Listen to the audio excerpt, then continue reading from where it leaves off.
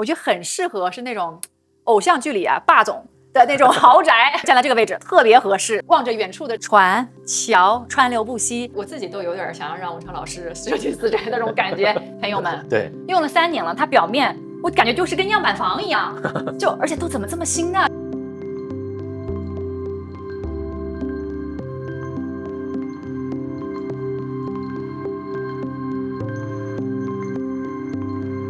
文昌老師一進來，我覺得大家首先會覺得很神奇的就是這個門了。對，它的整體的分割關係，包括五金的處理方式以及食材的選擇，其實都是我們二創設計之下的一個選擇，有明有暗的把這片食材的背光給打出來。然後我們後面這個空間感覺也很有神秘感啊。它是入戶的一個鞋帽间，只是我們用一個抬高的感覺去區分了我們的主動線和次動線的關係。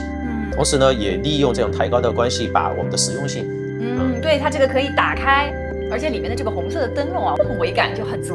現在看到這個房子，其實它已經入住3年了，是完全看不出來，這很新啊。那我們其實有一些延續上的一些服務，把每年可能產生的一些節點上的畫面給它延續下來。哇，自己家裡就有展陳服務。对，一進來就覺得整個視線就不自覺的哇一下就出去了。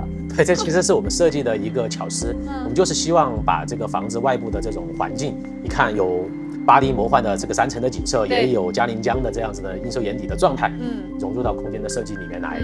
我覺得很適合是那種偶像劇裡啊霸總的那種豪宅，站在這個位置特別合適。望着遠處的船橋，川流不息，這個電影畫面感就出來了，有沒有？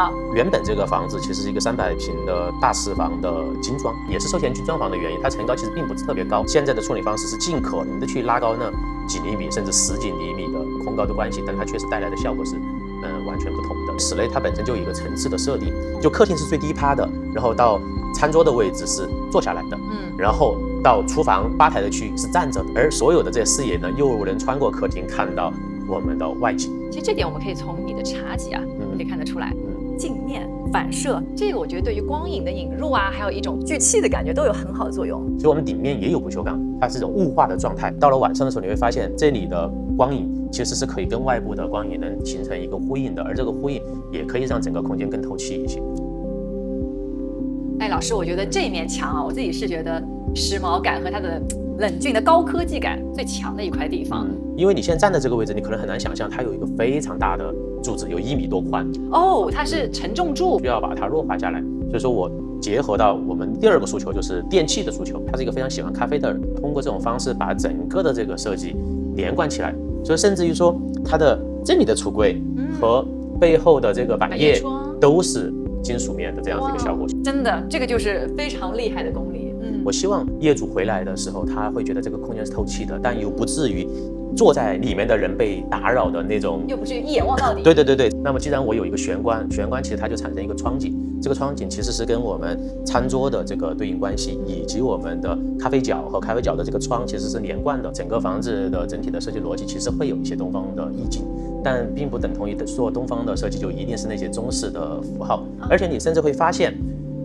一般可能如果你要是吊了吊燈，再加頂燈的射燈的話，它一定下面會有個陰影。但是我們這裡沒有，一開始設計的時候就通過了我們頂面的角射燈的點位，以及我們這個吊燈的大小尺度，躲掉了可能產生陰影關係的部分。其實跟我們這個桌子的大小也是匹配的。什麼叫全案？全案不是說所有東西我幫你採購就完了，而是在我設計之初我就考慮好了我要用什麼吊燈，我要有什麼桌子，顏色、材質是什麼？你甚至會發現，這個桌子的食材其實跟地面的食材也是一樣的。現在此時此刻，我的感受就是非常的通透，一覽無餘，直面江景。有沒有直面江景的廚房吧？对不对？对，我們就是希望它有這樣子一個狀態。它的廚房其實我們現在也看到，並不是特別大。